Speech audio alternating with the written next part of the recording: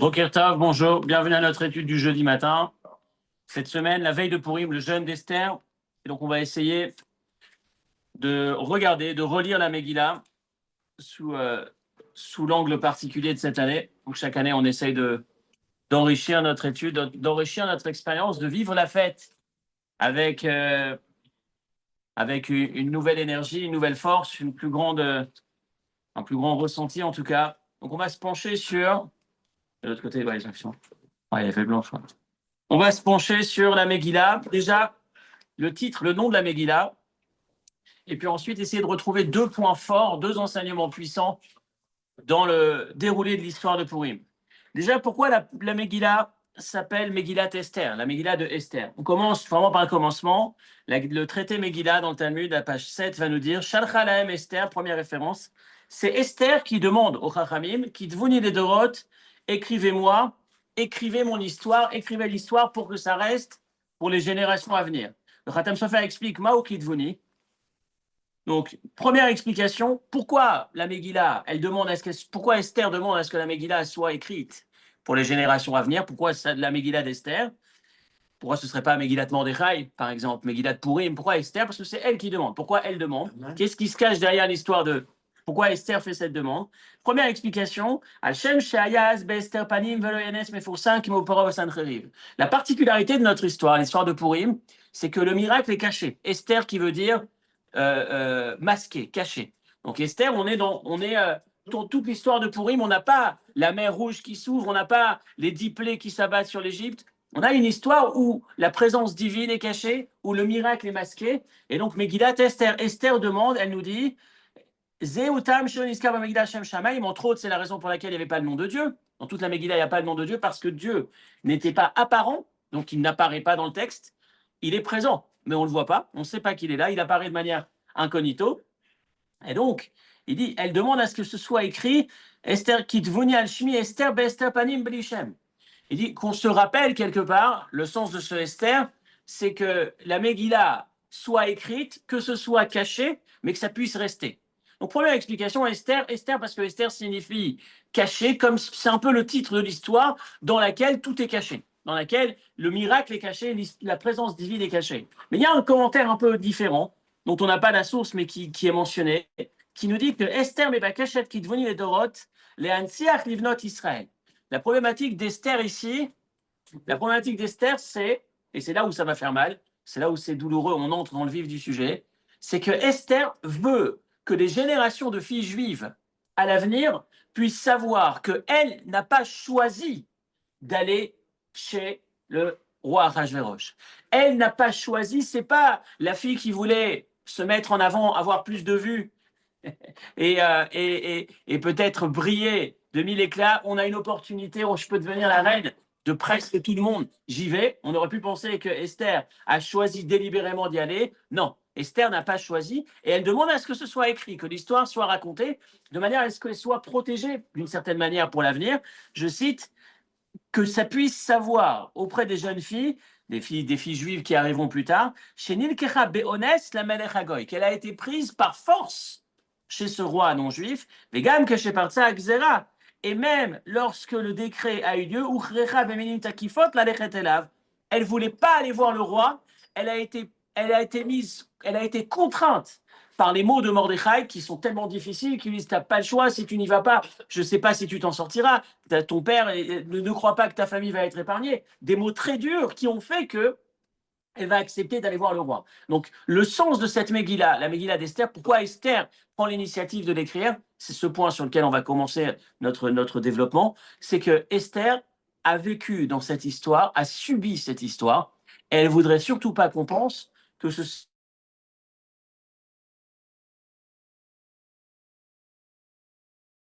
je me propose pour pouvoir y arriver. Et c'est vrai que tout au long de cette histoire, et c'est ce qui est flagrant, et c'est sur quoi on va s'arrêter, à différentes reprises dans la première partie de la Megillah, on s'aperçoit que Esther ne souhaite absolument pas, elle est traînée, elle est contrainte d'y aller. Donc on va lire, hein? Elle a été prise. Alors, elle a été prise, hein? Exactement, qui est répété à de nombreuses reprises, mais qui laisse entendre que elle a même plus sa dignité de personne presque. C'est presque un objet qui est baladé. Elle subit 100% tout ce qui se passe avec elle dans la première partie de la Megillah. Et c'est ce qu'on va essayer de voir. On avance. Bereshit Rabbah.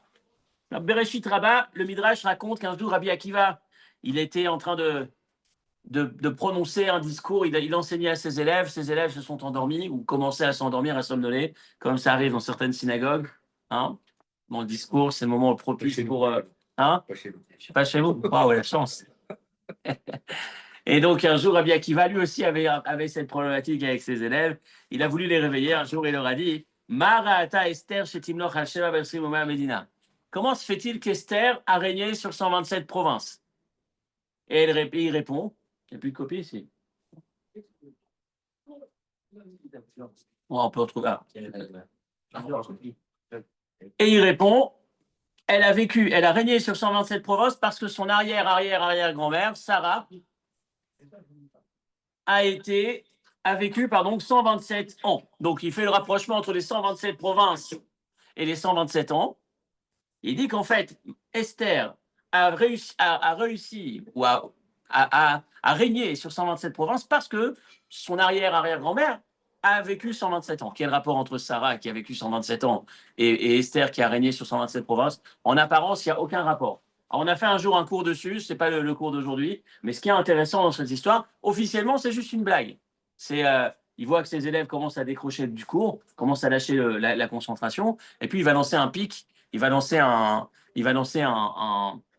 une énigme, un texte qui interpelle. Pourquoi elle a vécu 127 ans? Pourquoi elle a régné sur 127 provinces? Parce que sa grand-mère a vécu 127 ans. Aucun rapport, c'est juste le chiffre 127. C'est censé les réveiller. Ça, c'est le sens simple du texte. Mais il y a forcément un sens plus profond. Pourquoi il a choisi exactement ce parallèle entre les deux? Et voilà ce que le Midrash va dire. Le Midrash va dire, le Al-Shir, pardon, va dire, Ukshalaem, Hassan Issim les Sarah, les Valatil Bazouama, Melech Harev, lo Asagam Ken Gam les Esther. Il dit qu'en réalité, Esther, le rapprochement entre Esther et Sarah, c'est pour nous montrer que Esther, comme Sarah, ont toutes les deux été prises par un roi qui les a enlevées. Sarah s'est fait enlever par le roi Avimelech, ou par la suite par Pharaon, si ma mémoire est bonne, 2 fois. Et Esther va se faire enlever, va se retrouver contrainte d'aller chez Achashverosh. Et c'est ce point commun qu'on cherche à mettre en avant. Que de la même manière que Sarah, rien ne s'est passé, en tout cas non, Sarah l'a fait, elle est partie, elle s'est faite enlever, et que sa volonté était 100% pure pour permettre à sa descendance, aux jeunes filles qui vivront en Égypte, de trouver l'espoir, de trouver les ressources dans la grand-mère, ou dans la mère et dans la grand-mère Sarah qui s'est faite enlever et qui s'en est sortie. Pareil, Esther, quand elle se fait enlever et qu'elle va chez Achashverosh, sa volonté parfaitement saine, parfaitement pure, à aucun moment elle n'a souhaité se retrouver, elle a voulu aller chez Achashverosh. Donc on a ce rapprochement entre les deux, que finalement, Esther, tout au long de la Megillah, elle souhaite absolument pas être chez Achashverosh, elle est contrainte de l'être, et on va revoir le vocabulaire de la Megillah qui est utilisé dans les premiers chapitres de la Megillah, qui montre bien que Esther, elle est baladée, c'est un pion. Elle est prise, elle est emmenée ici. L'expression en hébreu qui est très forte et qui est répétée à 3 reprises, Vatilakar Esther. Vatilakar, littéralement, c'est pas elle a été, c'est pas on lui a dit d'aller et puis on l'a accompagnée, c'est même pas il l'a prise, c'est elle a été prise. C'est un peu comme ce pion qu'on déplace, c'est vraiment ça. Vatilakar, on a l'impression que c'est vraiment, elle est un pion et on la déplace, on s'en sert au bon gré de la personne qui tient ce pion. On a vraiment l'impression, et c'est ce qui va être marquant, c'est ce point sur lequel on va s'arrêter aujourd'hui, le point fort de cette histoire, c'est que toute la première partie de la Megillah, Esther, elle est totalement éteinte. Toute la première partie de la Megillah, Esther, elle est complètement, elle est cet élément qui subit parfaitement son sort. Donc quand je dis subit, c'est elle est déplacée au bon gré de la personne qui le souhaite. Elle est totalement passive, mais à l'extrême. On va voir combien avec les mots qui sont utilisés, on voit qu'elle est totalement passive. Elle est, je vais dire immobile, c'est pas le mot, mais sans vie presque. Pas sans vie, mais encore une fois, elle est déplacée, pas plus qu'un pion. Et il y a un moment où ça bifurque, et c'est ça où c'est intéressant, c'est que toute la première partie, elle est totalement éteinte, et il y a un switch au milieu de la Megillah où d'un coup, elle pilote toutes les opérations. Au début de la Megillah, Mordechai lui dit, elle fait, on la prend, elle est déplacée, elle arrive là-bas, elle cherche pas, elle demande rien. Elle demande pas de maquillage, elle demande pas de quoi se faire belle. Ce qu'on lui dit de mettre, elle met. Donc on est vraiment dans je subis, je subis. On va voir que ça va même plus loin. Elle se sous-estime, en tout cas, elle se sent totalement incapable de faire quoi que ce soit. Donc elle est vraiment au plus bas. Et d'un coup, il y a ce switch dans la Megillah qui fait que dorénavant, elle pilote toutes les opérations. Elle dit à Mordechai ce qu'il doit faire. Et la fin de la Megillah, c'est Mordechai qui écoute ce qu'Esther a dit. Donc le début de la Megillah, c'est Esther qui écoute ce que Mordechai lui dit. Et la fin de la Megillah, c'est ça. Et ce qui donne finalement Megillat Esther, l'histoire d'Esther. Boum. Esther, si on reprend l'histoire de la Megillah, si on la regarde sous l'angle que je cherche à mettre en avant cette année spécifiquement, on va dire l'angle sous lequel on regarde la Megillah cette année, c'est celui du voyage d'Esther entre deux Esther. On a vraiment l'impression qu'il y a deux femmes. On a une Esther qui est victime, qui est passive, qui est inerte, sans aucune vie, qui se laisse traîner. On a une Esther qui d'un coup, on peut pas imaginer que c'est la même. Esther 1, Esther 2. Esther 1, Esther 2. Et comment on peut avoir dans la même personne ce switch? Qu'est-ce qu'il peut faire? Et pour nous, c'est forcément une leçon extraordinaire. Si on arrive à trouver la clé qui nous permet de nous allumer dans ce sens, de retrouver ces ressources, cette énergie, de piloter ou de révolutionner le monde, finalement. Esther va sauver l'histoire. Elle va retrouver des ressources qu'elle n'avait pas. On va voir que même juste avant ce switch, juste avant qu'elle devienne cette nouvelle Esther, elle est complètement au plus bas. Elle dit, je ne vois pas comment je peux faire. Mordechai lui dit, tiens, on a appris qu'il y a un décret, il faut que tu y ailles. Elle dit, mais non, mais j'y arriverai jamais, même pas moi, c'est pas possible. Et elle dit, je vais y aller, mais comment tu veux que j'y aille? Il m'a pas appelé depuis 30 jours. J'y vais, je vais risquer ma vie. C'est pas possible. Moi, je vais faire la différence. Tu crois que je vais être capable de changer le cours de l'histoire? C'est pas possible, c'est pas moi. Donc ça, c'est la Esther 1. Et d'un coup, lorsque Mordechai va lui donner cette phrase, c'est quelques mots qui vont faire que ça y est. Elle va partir et là, on ne la reconnaît plus. Qu'est-ce qui va créer ce changement? C'est le point sur lequel on va s'arrêter. Mais je reprends quand même le début. C'est intéressant de constater tout le développement de l'histoire, comment cette Esther subit parfaitement et comment tous les détails, tous les mots, toutes les anomalies dans le texte nous poussent, enfin nous indiquent combien Esther se laissait aller, combien elle se laissait faire, combien elle était totalement passive dans cette histoire. Regardez le texte numéro 2. Bishosha Mekomot. Donc c'est le commentaire du Rav Meir Arama qui explique la manière dont Esther va manifester, va mettre en avant le fait qu'elle n'ait absolument pas choisi, souhaité, voulu y aller, et qu'elle n'a fait que subir, qu'elle a été contrainte. En hébreu, onès, ça veut dire contraint, onès, ça veut dire aussi violé, ça veut dire... Volontaire. Non, c'est plus qu'involontaire, c'est contre mon gré. Oui, c'est pas Bilgaga, oui, c'est honnête. Shogeg, c'est involontaire. Onès, c'est vraiment contraint. C'est le mot qu'on va utiliser pour parler d'un viol. Donc c'est vraiment contraint contre son gré, il n'y a absolument pas sa volonté. Et ça rejoint un peu la première explication, pourquoi la Megillah s'appelle Esther, Megillat Esther, parce qu'elle a voulu qu'il devienne des Doroth, que tout le monde sache qu'à aucun moment elle a souhaité, elle a apprécié sa situation d'être passée de la jeune fille inconnue à la reine du monde. Elle ne voulait pas être sous les feux des projecteurs, ce n'était pas du tout son projet, elle était exclusivement baladée, contrainte d'y arriver. Regardez dans les mots de la Megillah, très joli. Donc le Rabbi Arama va dire, il y a trois endroits dans la Megillah, au début, au milieu et à la fin de l'histoire, qu'elle va nous raconter. La Megillah va nous raconter qu'Esther était contrainte et qu'elle ne le souhaitait pas. Commençons. Deuxième chapitre, tout un chapitre qu'on ne comprend pas, le chapitre qui parle de cosmétiques. On a l'impression qu'est-ce qu'on a besoin, nous, quand on vient à la synagogue, d'écouter. Alors, on reprend l'histoire. Un roi un peu fou qui est avec une femme qu'il aime, une femme qui l'a rendu roi, une femme à qui il doit la royauté, si on prend l'histoire, c'est Vashti. Et puis, sur un coup de tête, il a un peu trop bu, il est impulsif, il est nerveux, il est fou peut-être, probablement, et il décide de tuer sa femme. Donc, dans ces conditions, on va s'arrêter sur un autre détail. À la suite de ça, avant de décider de tuer sa femme, il va écouter ses conseillers, le haut conseil d'Achashverosh, les sages de la nation, les gens les plus intelligents qui vont lui dire on a un vrai problème, tu peux pas laisser passer ce qui s'est passé, parce que dorénavant, les hommes à la maison vont être bafoués.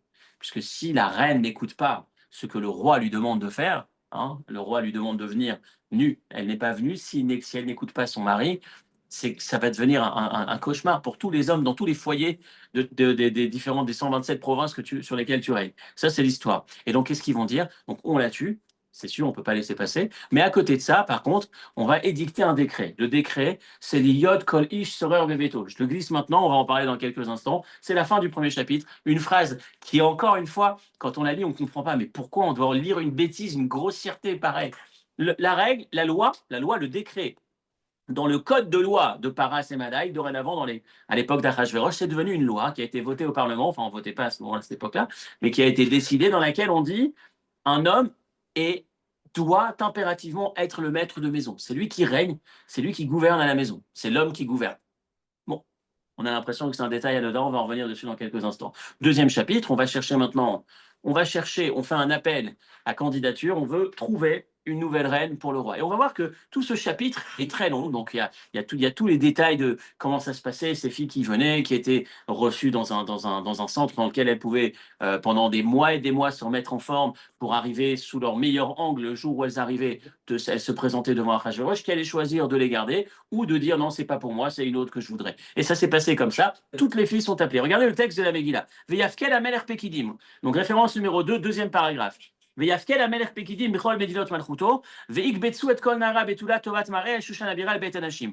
Donc le conseil des sages, c'est que le roi désigne des responsables, des chefs, qui devraient, dans tous les pays, dans tous les villages, dans toutes les provinces de son royaume, réunir toutes les filles qui sont jolies, les emmener à Shushan Abira, la capitale, et que ces filles soient reçues El Beit Anashim, dans la maison des femmes, le lieu dans lequel on pourrait les installer, qu'elles se préparent, etc.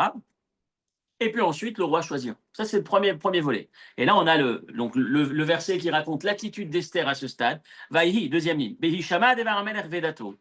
Lorsque la parole du roi et sa loi ont été entendues, et lorsque les jeunes filles montaient à Shushan Abira, vatilakach Esther el Beit Hamelech. Première fois, Esther est prise. Vatilakach, elle est ramassée. Comme si vraiment c'est cet objet qu'on ramasse et on l'emmène à la maison du roi. Le Mabien pose la question et dit pourquoi il y a ces deux mots Devar Hamelech, la parole du roi, Vedato et sa loi.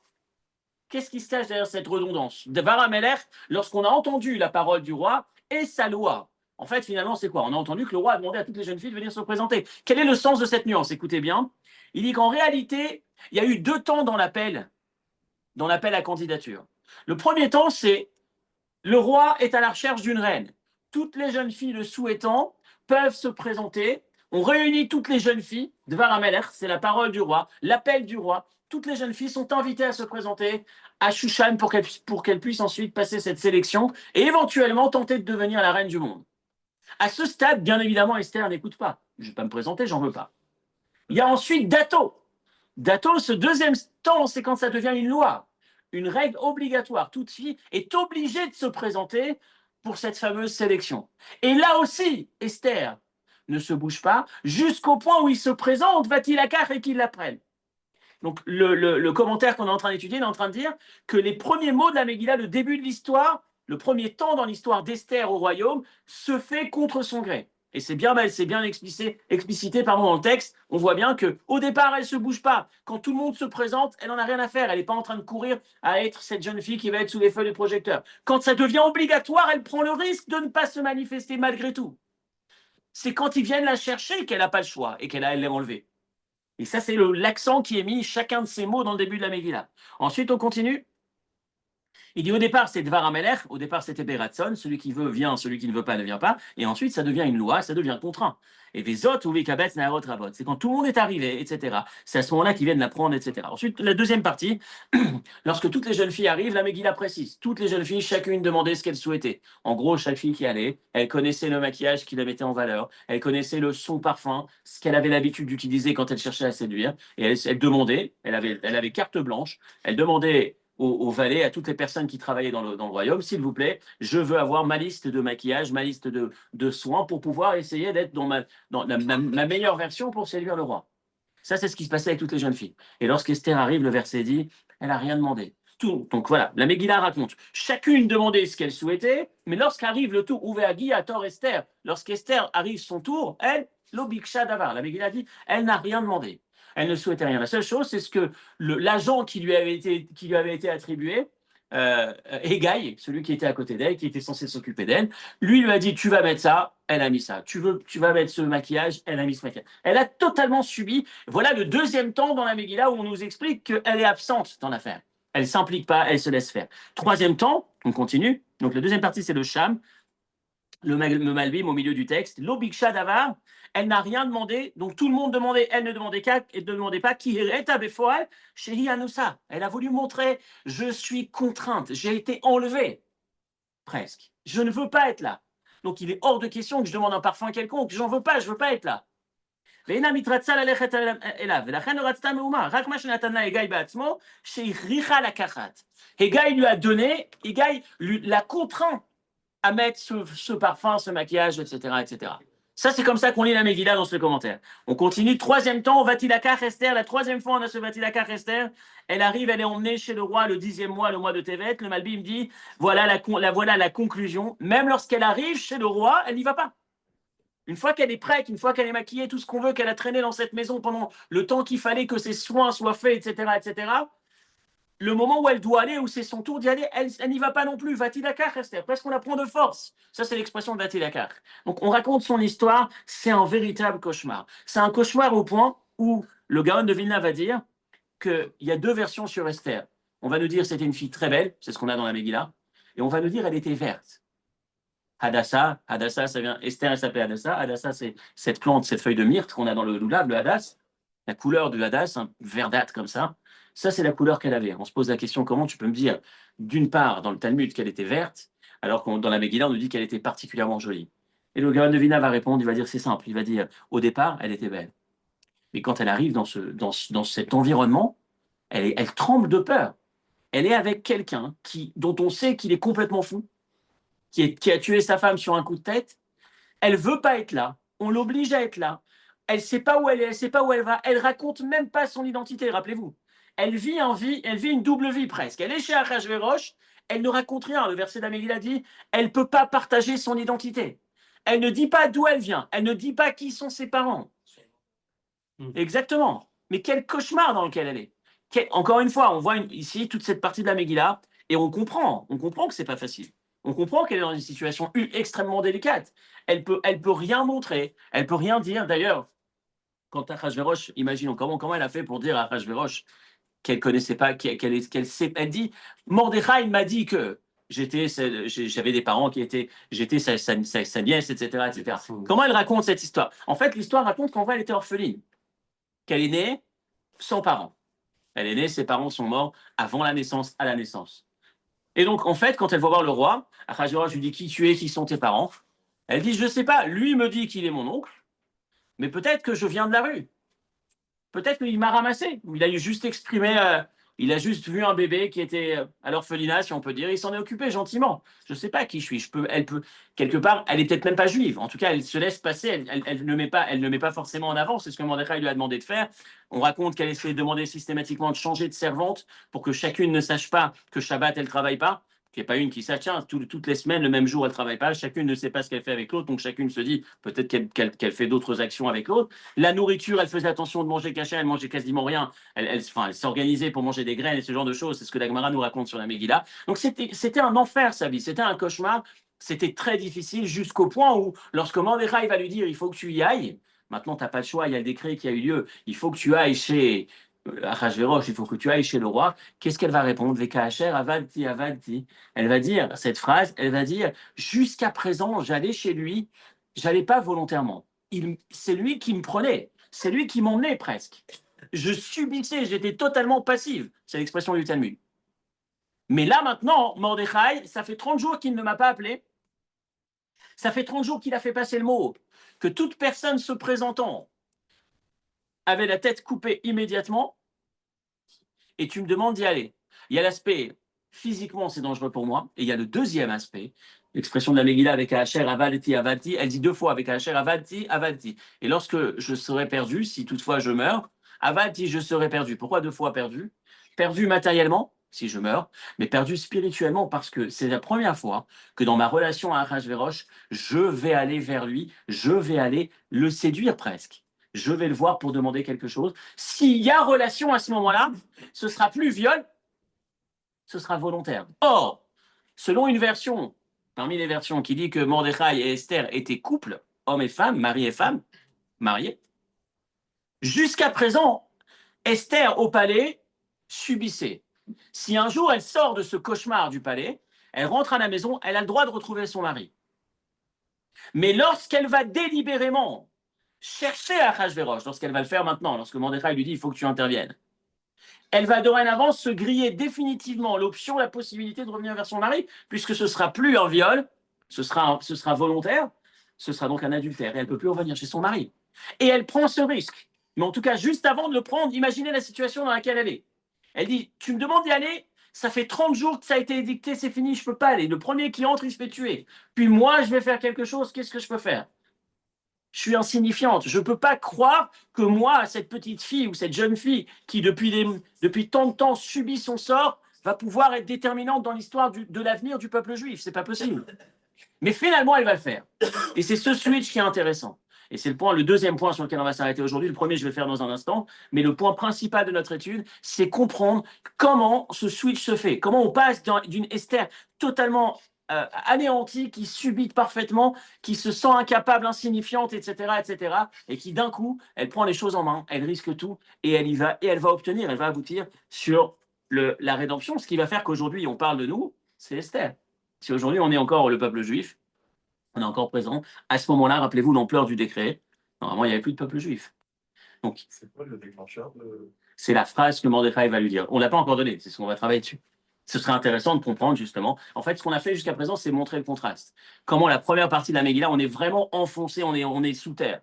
Et d'un coup, elle devient tellement forte. Qu'est-ce qui crée ce changement? C'est une phrase qui comporte quelques mots, il doit y avoir 7 ou 8 mots, dans laquelle Mordechai va lui dire, dans un premier temps, il lui dit, écoute, voilà, j'ai entendu qu'il y a un décret, on va tous y passer.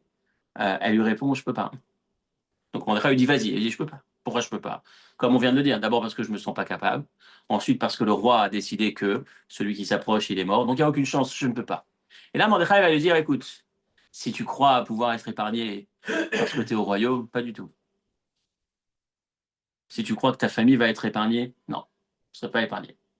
Et il lui dit, Umi yodea im le'ed kazot igat la malchut. Qui sait, si ce n'est pas pour cet instant que tu es arrivé au palais.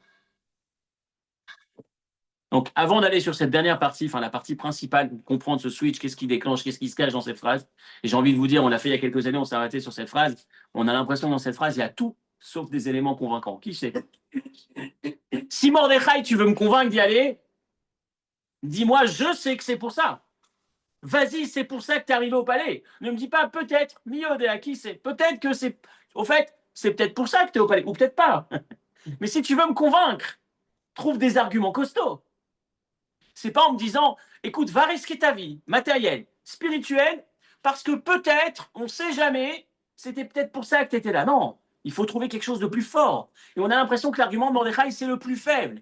Et je vais même vous dire, si vous vous souvenez, il commence par dire des arguments durs. Il faut que tu y ailles, il n'y a pas le choix, tu dois sauver le peuple juif. Ensuite, il lui dit encore plus dur, ta famille ne sera pas épargnée. Encore une fois, ça a l'air des arguments forts.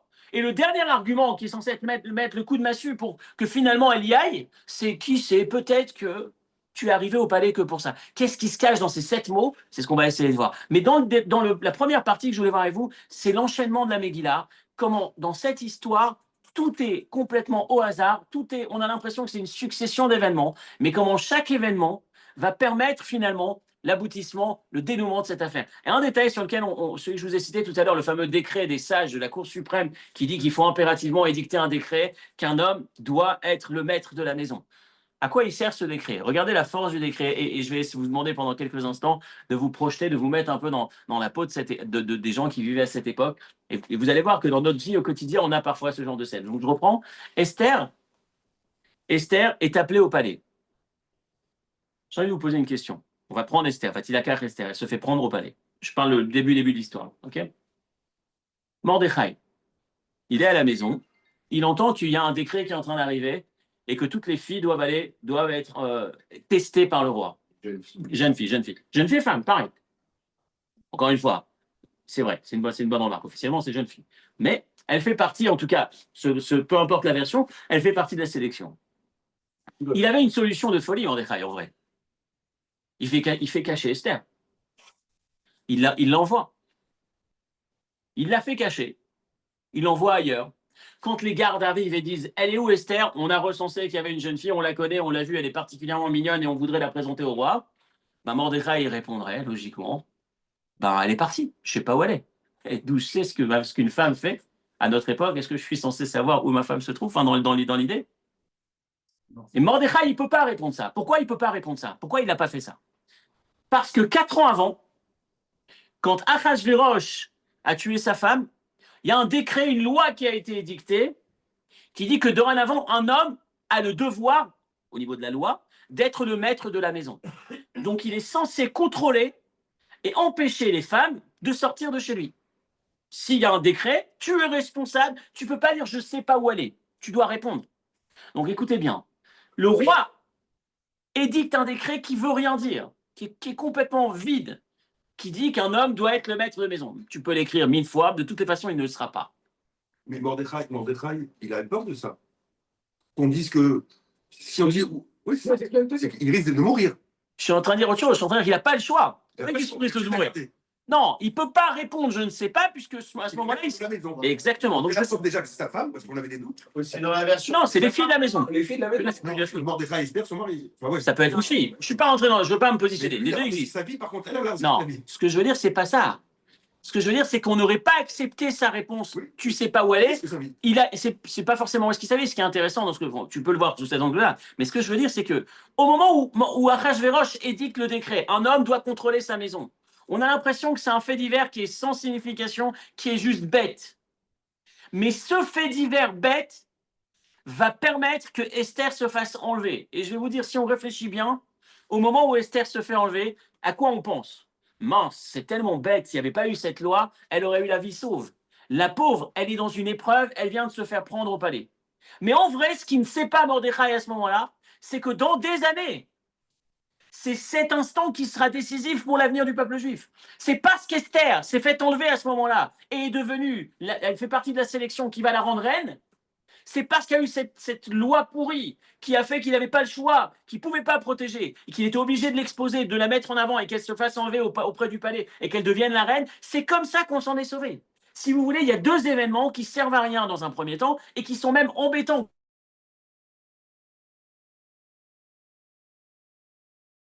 Mordechai, il est comment à ce moment-là? Si on réfléchit, on se met dans sa peau. Il n'est pas bien. C'est incroyable. Elle s'est faite enlever. Qui lui cru qu'elle fasse partie de la sélection, la petite juive religieuse? Est-ce qu'ils vont vraiment la sélectionner? Peut-être qu'au fond de lui, il se disait, on va chercher, on va tester. Elle fera partie de la sélection, mais elle ne sera pas retenue. C'est-à-dire? Il lui a prononcé une phrase et c'est là qu'elle... Non, pardon, excuse-moi, je ne suis pas suffisamment clair. Il y a deux stades dans l'histoire. C'est avant. Là, je suis au début de l'histoire, le jour où la sélection a lieu, avant qu'elle rentre au palais, avant qu'elle devienne reine. Le jour où elle devient la reine, le jour où on l'enlève et on l'emmène au palais, et c'est elle qui est choisie. Comment Mordechai se sent à ce moment-là? Quel malheur qui s'abat sur moi. En vrai, ce jour-là, ça devait être un jour de jeûne pour lui. C'est un jour, quand j'ai un jour de jeûne, c'est le plus grand malheur qui s'abat sur lui. Ma fille ou ma femme se fait enlever et va vivre dans un palais où les valeurs sont complètement opposées à tout ce avec quoi elle a grandi. Il n'y a pas de morale, il n'y a pas de mœurs, il n'y a rien, c'est l'horreur. La pauvre fille juive qui va se faire enlever, qui va vivre un cauchemar et qui risque sa vie à chaque seconde là-bas. Donc c'est un malheur en vrai pour lui. Mais ce que je suis en train de dire, et c'est ça le miracle de l'histoire de Purim, c'est ça le premier point que je voulais mettre en avant dans l'histoire de Purim, c'est que à cet instant où nous on se dit quel malheur, quelle galère qui m'arrive aujourd'hui, c'est peut-être le plus beau des miracles qui est en train de se préparer. Dans l'histoire d'Esther, le jour où Esther se retrouve enlevée au palais, premier temps, le jour où elle est sélectionnée et qu'elle devient la reine, ou qu'elle devient contrainte d'être l'épouse d'Achashverosh, ce qui est le plus gros cauchemar pour Mordechai et pour Esther même, en vérité, c'est cet instant qui permet qu'aujourd'hui on soit là. Parce qu'on n'aurait pas pu s'en sortir, en tout cas selon le plan de l'histoire, s'il n'y avait pas eu cette loi qui oblige à l'homme de contrôler sa maison, qui a fait que Esther est obligée de se faire enlever parce qu'elle est présente le jour J, parce qu'il ne peut pas la cacher puisqu'il est obligé de rendre des comptes, et finalement qui permet à Esther d'être présente pour sauver le peuple juif. Ce que je veux mettre en avant, c'est que, et c'est valable pour nous encore une fois tous les jours de notre vie, c'est le premier point sur lequel la Megillah est puissante et l'histoire de Purim est forte, c'est qu'à chaque fois qu'on vit des moments énervants, et c'est peut-être le sens de ce que disait mon beau-frère, il y a des moments tellement douloureux, tellement difficiles, et même énervants, c'est parfois le dénouement, c'est parfois le début de notre miracle qui est en train de se créer. Cette histoire qu'on avait racontée il y a quelque temps, cette jeune fille, cette maman qui fuit la Russie et le communisme et qui est dans son train avec ses 3 enfants. Elle a 2 jeunes filles et un bébé. Et dans un train qui va durer des heures et des heures, elle est épuisée, elle est affamée et malheureusement, elle perd son bébé. Le petit bébé, elle n'arrive pas à le sauver. Dans le train, il meurt. Puis ensuite, elle-même, épuisée, fatiguée avec tout ce qu'elle avait subi, elle meurt. Malade, etc. Dans le train, il reste 2 jeunes filles. Il en reste 2, elles sont toutes seules, orphelines. Du jour au lendemain. Le père avait déjà été tué dans la guerre et dans les camps, enfin les camps de travaux forcés qu'il y avait à cette époque. Et elles se retrouvent, ces 2 jeunes filles, dans le train. Elles arrivent au terminus, elles restent dans le train, elles dépassent la station, l'arrêt dans lequel elles devaient aller pour fuir la guerre. Et elles sont réceptionnées, elles se retrouvent dans un orphelinat. Elles passent quelques années, au bout d'un moment, ou quelques temps, quelques mois, je sais pas, le responsable de l'orphelinat lui dit, écoutez, moi, aujourd'hui, j'ai 2 options. La guerre est en train de se terminer, ou la guerre est terminée, ou je sais plus ce que c'était exactement. Soit vous me donnez une adresse, vous partez dans la famille, ou soit je continue à vous élever comme des jeunes filles communistes, et puis vous grandissez, vous prendrez vos ailes quand vous arriverez à l'âge adulte. Et donc, la fille, elle va se coucher le soir, la plus grande des 2, elle devait avoir 8 ans, 9 ans, 10 ans, je sais pas. Et elle prie, je veux juste sortir une adresse de la famille, une adresse de quelqu'un qui répondra au courrier qu'on lui enverra. Vos 2 nièces ou peu importe, cousines, se retrouvent là-bas. Et il y a une adresse qu'elle a en tête et elle va la donner. C'est l'adresse de son oncle, qui va finalement, par hasard, un des membres de la famille va par erreur repartir à l'ancienne adresse, la vieille adresse à laquelle se trouve ce courrier, qui va réceptionner le courrier, qui va venir récupérer les jeunes filles, les 2 sœurs à l'orphelinat. Comment elle trouve cette adresse? Comment elle se rappelle? Comment une jeune fille a une adresse en tête qui correspond à celle de son oncle? Et l'histoire est que, en fait, des années avant, ou des mois avant, la mère de ces 2 jeunes filles était dans son petit village et récupérait, il y avait des fermiers, des gens qui s'occupent, qui élèvent de la volaille, qui lui ont donné du gras ou de la graisse, comment on appelle ça, du gras de doigt ou de poulet, de volaille. Avant Pessah, elle prend ce gras, elle l'emballe, elle le met dans un paquet pour l'envoyer à sa sœur, donc la tante de ces jeunes filles. Elle va à la poste. Pourquoi l'envoyer à sa sœur? Parce que c'est encore une fois à Pessah, il y a certains qui ont l'habitude d'alimenter leur plat, de préparer leur plat avec du gras plutôt qu'avec de l'huile. On peut importe sans entrer dans le détail. Elle va à la poste, je ne sais pas si vous vous souvenez de l'histoire, elle va à la poste. Le gars à la poste, l'agent dit, écoutez, je ne prends pas votre paquet, ici il est sale, ça coule, c'est gras comme ça, vous ne pouvez pas l'envoyer. Elle dit, s'il vous plaît, elle insiste. Elle lui dit, écoutez, si vous le remballez comme il faut, que c'est mieux couvert, je veux bien vous prendre votre paquet. Et donc la mère dit aux jeunes filles, aux 2 filles, ou à la grande fille, reste ici, attends-moi, je vais à la maison, je vais chercher de quoi emballer le paquet et je reviens. Et la fille passe 2 heures, 3 heures, je ne sais pas combien de temps elle est dans le bureau de poste, en train d'avoir comme seule image en face d'elle l'adresse qui est sur le paquet. Et donc pendant ces 2 heures, admettons que c'était 2 heures, c'est intéressant de s'arrêter sur ce moment. Ces 2 heures où elle vit ces 2 heures de cauchemar. J'attends ma mère, quand est-ce que je vais sortir d'ici? J'ai rien à faire, je m'ennuie, qu'est-ce que je fais ici? Pendant ces 2 heures, elle n'a qu'un seul texte à lire, c'est l'adresse qui est sur le paquet. Mais ces 2 heures pendant lesquelles elle se disait, mais c'est dur, c'est quoi cette galère dans laquelle je suis? Ça me saoule, enfin tous ces mots qu'on pourrait se dire, c'est énervant, je suis contrarié d'avoir vécu ces 2 heures. C'est celles qui vont lui sauver sa vie à terre, c'est celles qui vont lui permettre de rentrer à la maison. Donc toute l'histoire de la Megillah, et c'est là où je dis, je m'arrête sur ce détail, toute la Megillah, si elle n'avait pas été écrite, on n'aurait pas vu cet enchaînement. Mais quand on lit la Megillah, quand on regarde ce qui se passe dans la Megillah, on voit qu'effectivement, c'est cet enchaînement qui fait que, en fait, c'est ces détails, c'est ces éléments qui peuvent paraître contrariants. C'est ce retard que j'ai eu, cette rue qui est bloquée, ces embouteillages qui me mettent, peu importe toutes ces scènes de la vie, plus petites ou plus grandes, plus ou moins contrariantes, mais qui vont finalement faire partie de ce plan d'Akadosh Baruch Hu, de me sortir de ma galère ou de m'emmener vers ma destination. Maintenant, j'arrive donc sur le 2e point. Qu'est-ce que cette phrase que Mordechai va lui dire? Comment ça va lui permettre de passer le cap, de passer de la Esther numéro 1 à l'Esther 2, celle qui révolutionne, celle qui retrouve ses ailes? Et voilà la réponse qui nous est donnée. Référence numéro 3, référence numéro 3, c'est le risque que prend Esther, passer du stade de contrainte à volontaire, aller vers le roi. Référence numéro 4, première explication, Ki macharesh tacharishi umi yodea im laed kazot, Akedat Yitzhak va dire, Im tomri sheesh shaout, il va dire que le sens de cette phrase, c'est si tu penses qu'il y a le temps, il y a encore 1 an, pourquoi tu veux que je me dépêche et que je risque ma vie maintenant? On ne sait jamais. On ne sait pas combien de temps cette scène va durer. Imi Odea, peut-être que cette scène ne s'éternisera pas et que on risque de le décret. Encore une fois, on ne sait pas si c'est demain, si c'est après-demain. Officiellement, c'est dans 1 an, mais on ne sait pas si tu auras une autre occasion qui se présentera à toi. Donc, le sens simple de cette phrase, c'est dépêche-toi parce qu'on ne sait jamais. C'est ce que vous avez ici. N'attends pas. La ligne, c'est si tu veux attendre que le roi t'appelle, Tu te dis, je ne veux pas prendre le risque maintenant. Il ne m'a pas appelé. Il vaut mieux que j'attende que le roi m'appelle. On ne sait pas si cette occasion se présentera. Donc fais-le maintenant. Ça, c'est la première explication. Deuxième explication, celle que le rabbi a donnée, c'est les 5-6 dernières lignes. Il dit qu'en fait, quand on descend sur terre, une neshama qui descend sur terre, avant de descendre sur terre, il y a un projet de vie. Il y a un sens à sa vie. Dieu a déjà prévu sa mission avant qu'il descende sur terre. D'où provient cette mission? Seul Dieu le sait. Dieu seul le sait. C'est pas une question d'accord à ce stade. Ce qu'on est en train de dire, je lis les mots.